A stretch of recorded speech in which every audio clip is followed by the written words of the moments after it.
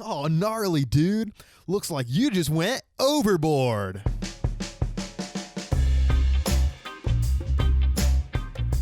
What's up, everyone? Welcome to another episode of Overboard. I'm your host, Jenny.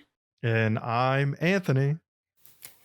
And before we get started, I just wanted to let you guys all know that we do now have a phone number so that if you guys want to send in something you need advice on, a question, or just say hi, you can now text us or leave us a voicemail. If you leave us a voicemail, it will be featured on the podcast. And yeah, so that will be in the description for you guys to go check out. But today we are going to be just doing a little catch-up podcast. So, Anthony, how has your week been going this week? To be honest with you, it has been a very rough week. It mostly has been raining for 7 days straight. We finally got some sun on Friday, and it's been kind of a sunny weekend, but also kind of gloomy at the same time. But that's been wearing on my mood, especially, working from 8 to 5 in the afternoon. Yeah. Just feels like my whole day is gone.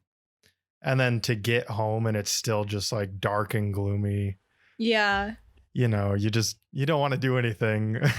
Yeah, that's so weird because I think that's one way that me and you are really different is I thrive on gloomy days. I'm just weird in general. I mean, I feel like most people are like you and on gloomy days just don't feel great, but I tend to be my most productive and my most happy when it's gloomy outside. So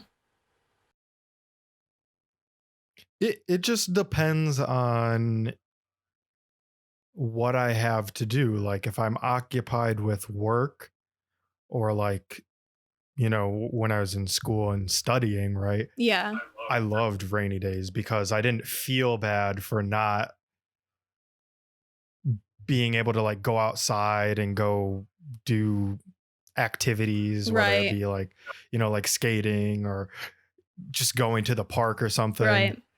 You don't feel bad when it's a gloomy day and you have work to occupy you. But when you get out of work, I don't know. I kind of wish the sun was.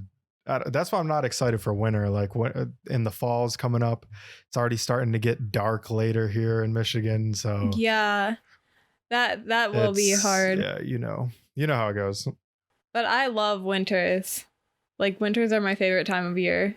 And now I live in Texas and they don't really get a winter. So it's kind of sad for me. Yeah, you don't get snow. Yeah. You don't get the cold. They said and you don't get the ice. Yeah, they said if they do get snow, it's normally in January and it's a dusting. I was reading the something on the weather here and it said it said something about the record snow for last year was 1/4 an inch or something like that. And I was like, wow, that's crazy. Yeah, that's nothing compared to what we get. Yeah. What we get up here. Yeah. So. But the last couple of winters haven't been good. And that's why I hate Michigan. It's been just wet and cold for the last 3 or 4 years. I definitely will say that. And if there isn't snow on the ground and it's just wet or slushy out, then it's not worth it. But if there's snow on the ground, I'd rather be in a snowy place than a hot place. Especially during Christmas time, because you really don't. It doesn't feel like Christmas without. It just makes me think about Santa. What does he do when he gets to the southern warm states when he's delivering presents, right? Do his sleigh skis become wheels, and does he just roll around, roll up on people's roof? Yeah, just in his pull up in their driveway, sneak through in some shorts, throws on some board some shorts, basketball shorts, and maybe a wife beater for the really hot areas, tank top. Or I could see him in a Hawaiian shirt or something, a Hawaiian floral shirt. Maybe. Yeah. I don't know. It's a good question. What does Santa do when there's no snow? His snow, what do you call that? His sleigh turns into just a four-wheeler. Like, Yeah, with four wheels, and then like the I don't know. I guess the reindeer could still have their hooves, but you could put roller skates on them. But that's we're getting on a tangent here. roller skates. But yeah, like other than like the weather being gloomy and like meh,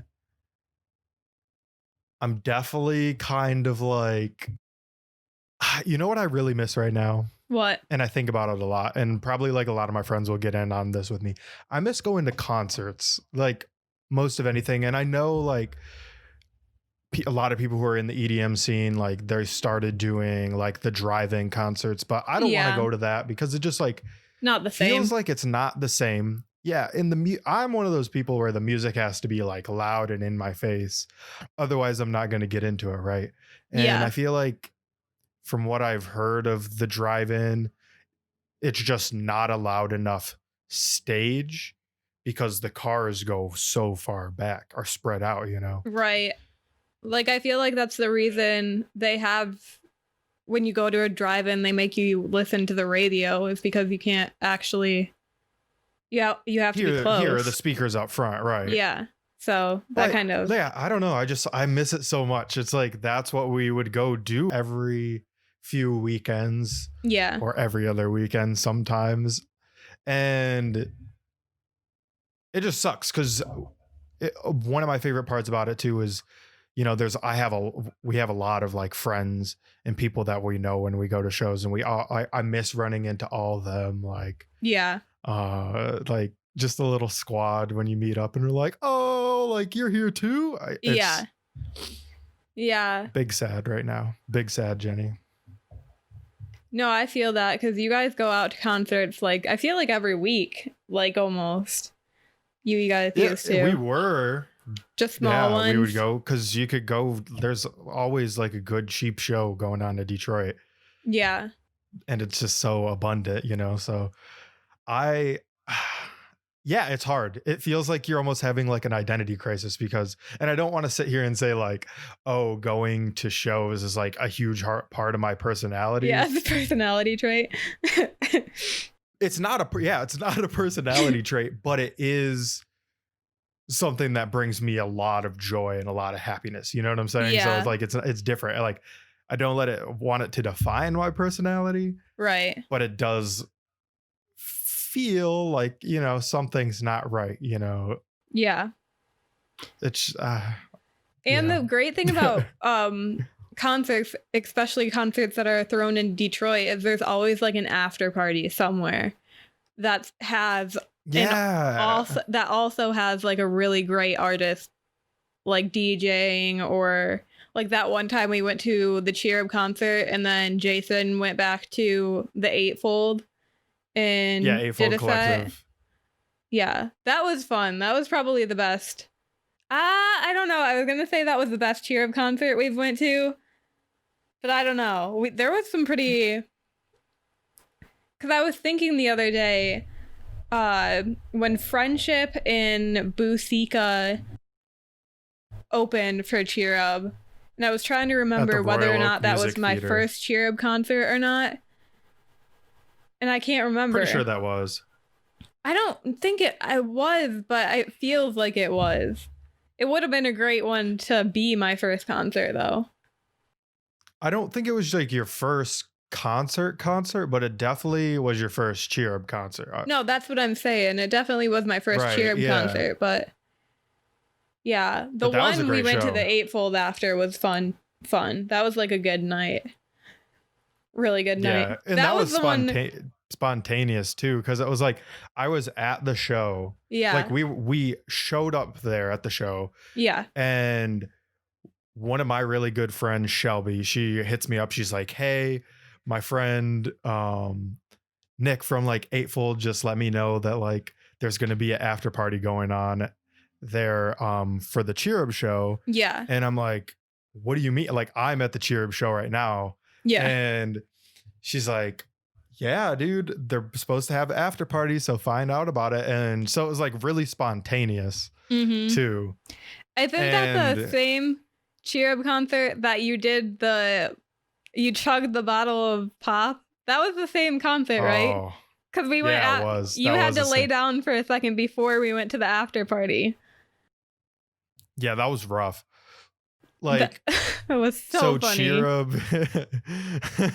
they did a chug for merch contest at the end where, you know, it was a thing they had been doing on their tour where whatever town or city they'd be in, they would take like a drink of some sort or Just a liquid of some sort.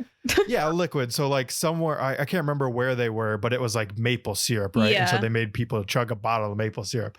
And I could have did that. You know, I was thinking, because like a bottle of maple syrup's like not super huge. I'm telling you, That's it's a so lot. much easier to chug a bottle of pop than a bottle of maple syrup. That's so thick going down your throat. It's thick, like with 3 C's thick. But like, I think about it this way. You're not supposed to have 2 liters of pop in your stomach. Well, you're Like, not your supposed to have a stomach- whole bottle of syrup in your stomach either. Yeah, but it's still not like 2 liters of syrup. You know what I'm saying? Like 2 liters of anything is not going to fit in your stomach. Yeah. They, for the chug contest, they grabbed like 7 of us, right? And we had to chug Faygo because, you know, Faygo is a staple of Detroit. Yeah. And oh my God, I didn't think they were going to make us chug 2 liters. Like I could have done like one of the smaller bottles, like the 1 liters, but like the 2 liters, I saw it and I was like, oh God. Mhm. And what flavor did I get? Because there was a couple flavors of Faygo that would have just been rough to chug, like the red Didn't pop it? one. Oh, I was gonna say- somebody got that. I thought you got the red one. What did you get? I don't remember. I think I got Moon Mist, to be honest. Maybe. I don't know. I just remember Like the everybody Mountain Dew puking version? their guts out, like just Oh, yeah. projectiling everything. Anybody who finished the 2 liter, and there was I think only 4 of us actually finished it, Projectile vomited. and then everybody else bailed. But yeah, like literally the first person done like immediately started throwing up. Yeah. Like projectile, just straight liquid all over like the ground. Ugh. And then next thing you know, like second dude finishes his bottle. He throws up.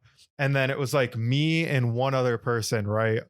That were like tied for like 4th place. Yeah. And Jason just gets on top of, what was he on? Like a stool? A chair or something. I don't even know. He was like squatting on it with Yeah. a microphone in his hand, singing "I Believe I Can Fly" to me while I'm trying to chug this thing.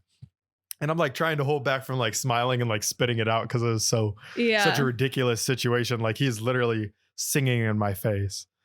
And I'm like, all right.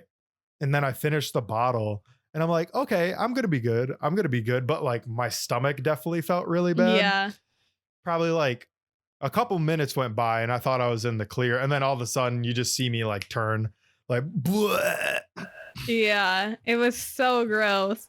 They had these like plastic things on the ground that people were supposed to throw up on, but there was so much like liquid that it was just rolling off all of the plastic everywhere. Yeah. It was disgusting. And that security guard saw me throw up too, like, and he told me, hey, you can't be doing that, and almost kicked me out. Yeah, but apparently he didn't see anybody else throw up, so I was like, what? Like, did you not just see that anybody was so else? whack. Yeah. He was like, you Like, need to literally- leave. He's like, no, Yeah, get he's out. like, you need to leave. I'm like, did you not see the 5 other people that also threw up? Like, Yeah. Oh, it was stupid, but great experience. It was spontaneous, and the after party afterwards was sweet. Yeah, so then he did that, threw up, got it out. We had to wait in the car a little bit before we went back to the after party. And then Because I wasn't even sure if I was gonna go. My stomach was still in so much turmoil. we were all like, are you okay? Because it was me and my friend Casey, who we interviewed on the podcast a couple weeks ago, and Anthony, and we were like, are you sure you want to go? Because you just like puked your guts out, and he was like, just give me a minute. And so we gave him a minute, and then we went to the Eightfold, which is really cool. If you've ever been to the Eightfold in Detroit, or if you haven't been, I suggest you go. They just actually opened up a coffee shop in the front of it called the Gathering Coffee Company. Coffee company, yeah.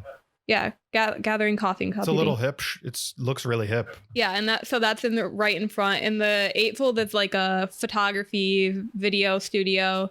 So they've got like this big like white dome wall type thing, and they throw like after parties in there for some concerts, which is really cool. And they have like food vendors come. Sometimes. Yeah. Not all the time, but yeah. If you ever look for a place to go take pictures at, probably would suggest that one.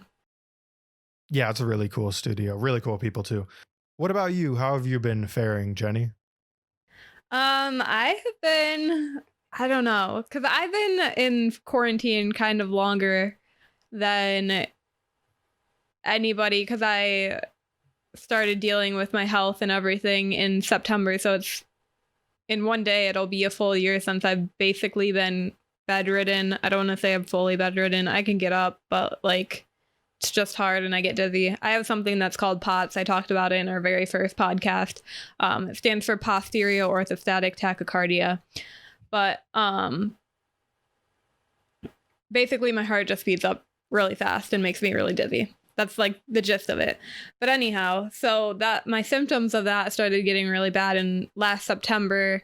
And so I've been in bed basically since last September. And then quarantine came around and all of a sudden everybody else was stuck in the house too. But I feel like I've been in it so long now that like my depression probably got really bad like 6 months into being like in bed for that long, and then just progressively got worse. And then I've been getting like super emotional. Like my emotions have been everywhere. I cry at like the slightest, like dumbest things, which I'm not like that at all. Like I don't really cry over much. Maybe when I was younger. When I was younger, I used to cry about a lot, but I can see you sneaking over there. That's a the lie. Camera. Yeah, but basically I've just been trying to figure out like a schedule, because I'm so used to having a routine down of like, I get up at this time, I go to school at this time, I go to work at this time, and like that's my day. And now it's like I don't have that, so I'm just trying to come up with things that I can do to occupy my day and like make a schedule. And I started sewing, which is weird. That's cool. Yeah, but I mean, you don't want to sew like every day. It's not something you want to do every day. I mean, for some people it it is, but for me, I'm not like an avid sewer. But I have my machine next to my bed so I can like sit up and do it. And then if I get dizzy, I can lay down. So I'm trying to come up with things that I could do while I'm still sitting in bed, you know, so that I don't get dizzy or like pass out or anything. So that's just like what I'm trying to do right now or struggling with right now is that. So I think what I'm going to do is try to learn a few languages. That's cool. Like what languages are you thinking about learning? Okay, so I was trying to learn a sign language at the beginning of this year. And I was doing pretty good, but I was like learning from YouTube, which you can find only so many videos on there that are useful, I guess, and are current, because just like regular like conversation changes, slang in sign language changes, like, you know what I mean? So like signs There's slang and sign language. Well, you just know like the meaning of things change. Yeah, I mean it's just like a normal language. Like you say different words and sign different things. You know. So if you're watching a YouTube video that's from 3 years ago, you might be seeing a sign that doesn't even mean the same thing anymore. So that's what's hard about it. So I think I'm going to try to find like an online course or something for that instead of going through YouTube. But today I started learning on Duolingo French because that's another one of the languages that I wanted to get back to. I took it for 5 years in high school, but the thing was, like, I feel like in high school they only really teach you writing it and reading it and not so much speaking it, which is what is kind of useful for when you go to like other places, Right. you know. Obviously reading and writing is important, but being able to actually communicate with people without having to write it out is important too. So I figured I'd just, because I was thinking like maybe I should just switch to Spanish and learn that, but I was like, I already have like the core foundations for French and like know how to conjugate and all of that stuff. So I feel like I should just go back and relearn that first, and then I'll go to Spanish after, if that makes sense. No, that makes sense. Cause like you'll also, cause you already have a background in like French, you'll probably pick it up way quicker and like remember some of the stuff that you learned in high school, and it'll just further reinforce it maybe. Yeah, that's what I've found after doing it this morning. I did it for like, I was on Duolingo for probably 2 hours, and I remember like pretty much so far, I remember everything. Like I remember how to conjugate things and what like the meaning of the words means. Dang, your memory's pretty good. Yeah. I couldn't tell you any of the Spanish that I learned in high school. But I feel like the thing is like reading it, I remember it. But if somebody were to like this, it's the pronunciation of things that is like the hardest. Right. Which is what I'm like learning. So like I know what the words mean and how to conjugate them and stuff, but I don't know how to properly pronunciate things, I guess. So, but so far, like I'm really liking Duolingo. I've never used it before, and I don't know how easy it would be if I didn't have any core foundations with French, because I feel like it doesn't like go through vocab before you start doing it. It's basically just straight up practice, I feel like, kind of, if that makes sense. Yeah. Like read a sentence and like then you have to tell it what the sentence means and stuff like that. So I don't know. I can't really give a proper review until I start learning a language I've never learned before. Well, once you get farther in it, because it's like, Yeah. I used it for German once, right? And it's like you kind of like level up Yeah.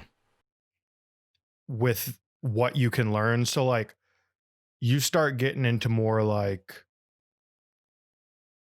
practicing with the like the actual vocab and like how certain things work in a sentence. Once you get a little bit farther, they just teach you like a few like keywords and like greetings and stuff at first Yeah. before you actually like move on how to use things super properly in a sentence. Yeah. Yeah, I mean, I like it so far. Did you finish German? No, I got probably like 15% of the way through the Duolingo program on there, and then I just didn't end up keeping up with it. That was a couple of years ago. Yeah. So on Reddit, I was going to say Redbubble. On Reddit, I was looking at, there was a question about what the easiest languages to learn if you are a native English speaker. And they were saying that Dutch, Latin, and German were the easiest languages to learn if you are like your first language is English. So I think I'm like struggling. Like, I mean, I probably should learn Spanish next after I finish sign language and French, just because like that's the second most spoken language in the US, and also now I live in Texas and like so many people speak Spanish here. But the thing is, like, I kind of want to learn German. Like, I feel like that'd be kind of fun to like have that under your belt, and it's different. But I know I should learn Spanish instead. So it's just one of those things. Like, which one do I do? Well, yeah. So I mean, yeah, it's probably better to learn French, right? And then move on. And then once you like start, if you start working on Spanish, it'll probably be easier for you to practice your Spanish just because of like living in Texas. And I Yeah. feel like there's a lot of Spanish speaking peoples in Texas. And then also I'm debating because I've heard that Babbel is good for learning languages too. I've never heard of that one. But Duolingo is free. Babbel you have to pay, but I Pay feel for like it. it's not like that expensive for something that you're learning a language. And from the reviews I was reading, it seems like the main difference is that Babbel has like a speech recognition tool so that you actually can talk into it and it will tell you if you're pronouncing things right, Oh, which is kind of that's cool. kind of nice. Yeah. So I think what I'm going to do is I'm going to finish learning French on Duolingo and then maybe download, like buy a 1 month. Check out Babbel. Yeah, buy a 1 month subscription to Babbel and see if it's like worth the extra money rather than using Duolingo, which is free. Right. Because, yeah, you want to see if it's like you're even going to want to stick with it, you know, Yeah. especially through Duolingo. Like if you're going to learn really quick, if it's a language that you want to continue to learn, or if you don't, like you want to pick something else. Right. So that's where I'm at right now. So That's cool, though. At least you're finding things to keep you occupied, right? well, that's fun. Yeah, I guess. I'm just going to end up learning like 6 languages by the time I get back on my feet.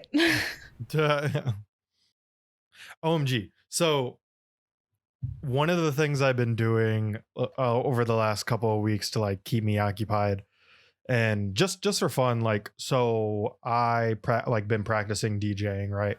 Mhm. And I started to like the way my back deck is set up is like, so like in my apartment, we live on the 2nd floor and then we have a back deck that's like over the neighbors under us. Mhm. And then, but it's really nice because there's always a breeze and it's like kind of cloudy, kind of shady. So but also gets a little bit of sunlight on that back deck. So I Mhm. set up my like mixer and then I got a nice speaker Yeah. and like set up and was just like mixing out on the back porch. And I invited one of my homies, Mike, over, and he's been in like the Detroit like house techno scene, and he used to play shows around Ipsy a lot and stuff. Yeah. Had him come over and like show me a few things, and we did that like a couple times last week. Yeah. And it just like, and it was pretty like I turned it up pretty loud. Like you could probably like the apartment complex across the way, like the parking lot in my backyard, like they could probably hear it. And then like Yeah. our neighbor, like my roommate and his girl were like, you know, sitting outside watching me, and like she was hooping and like dancing and stuff. And it was really cool. And I wanted to do it more, especially before like it gets too cold out, and I wanted to like enjoy that sun while it's out. But I had a bonfire last week, and it was only like 11 o'clock at night. Yeah. And my neighbor downstairs like comes out to the bonfire and she's like, I asked you guys once already to be quiet, like keep it down and not go up and down those stairs, like and be stomping up and down the stairs. And now I'm mad. And okay, so like this lady, she's only asked us once before. So she's mad about the stairs and not the music? I'm confused. Well, I don't know. Like, I don't know if they could even hear I'm assuming they could hear the music and hear the bass wrestling, but like they haven't said anything about it. And I've only done it a couple times. Yeah. But what they did say something about was like when I had my friends over and, you know, we had like our bonfire, because there's a bonfire and, you know, like a fire pit in our backyard. Yeah. And that back entrance is the way to get into the house. Like that's how we get into the house. Like you can't ask me to not enter my own home apartment through the way that I have to use. Like I get that when we have people over and people are going in and out of the house to use bathroom and get drinks Yeah. and stuff. But it's also like, I can't, there's not an alternative. I can't just like levitate people up to my balcony or something, right? Right. But she freaked out and was yelling. She's like, if I have to come out here again, I'm gonna call the cops. And my I'm gosh. like, yo, we're just all like, yo, you need to chill. Like, this is only the second time you've ever talked to us Yeah. about this situation, and that is not the way that like you communicate with people. Because like I'm a very like diplomatic kind of person. Like we were like willing to be like, oh yeah, like we'll quiet down and be more conscious of it.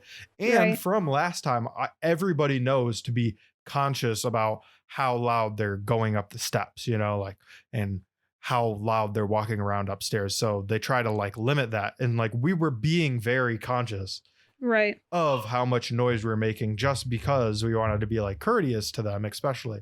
But yeah, she just like came out. But so now I'm afraid, you know, I've been afraid to like set up my sound system on the back porch because apparently just every time we use the back porch, like it is a problem Yeah. because it's somehow like our back porch is like slightly like not even like fully like our back porch sits over their kitchen, Yeah. but is also kind of like on the perimeter of their bedroom. And so like at night it makes sense, but like that night it was only 11 o'clock, you know, it wasn't even late. We weren't even being like going up and down. Like I said, everybody was being conscious. And she just came out guns a-blazing. Like she must have had a bad day or something. But I'm like, girl, where'd you learn them communication skills? Because like I said, like I'm pretty sure I've given them my phone number to be like, hey, if there's ever like we're ever making too much noise or something, Yeah. like upstairs, like just call, like text me or call me or something, Right. and we'll like try to be more conscious about it. And she just like, I don't know, I guess she just felt like yelling. But yeah, so now it sucks because, you know, like I want to have my friends over and stuff, especially during the daytime, Yeah. to enjoy some of the sunlight and chill out on the back porch. But like, because there's these miserable people that live down below me Yeah.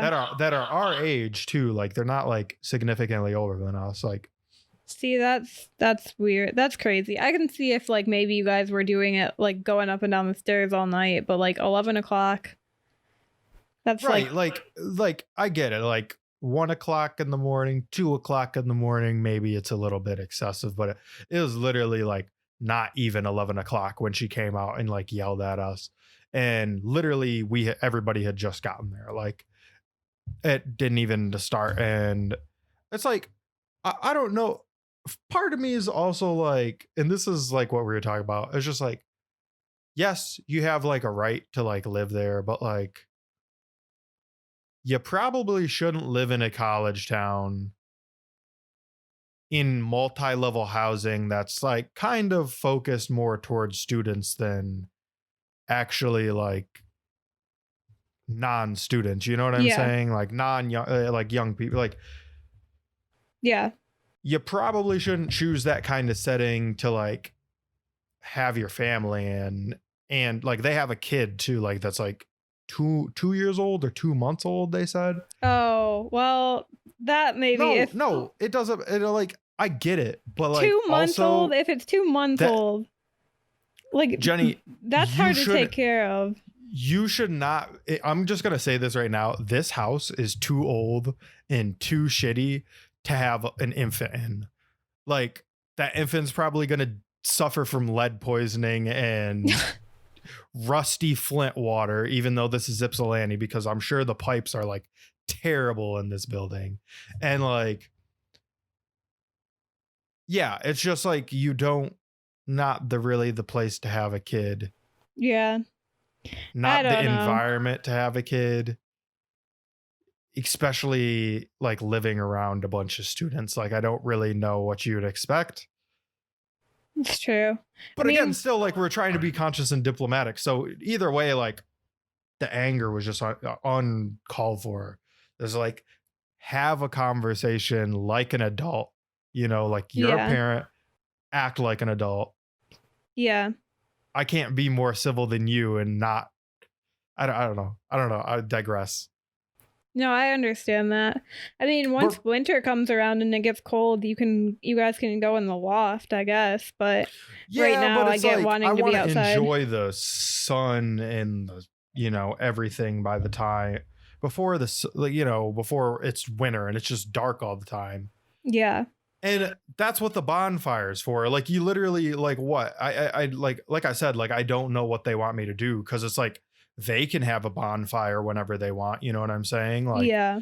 they get to have a bonfire, and I all of the rest of the neighbors in the building have to like listen to it. Anybody else gets to have a bonfire, but it's just like because the stairs to my apartment just so happen to be like over Right their there. bedroom. Like Yeah.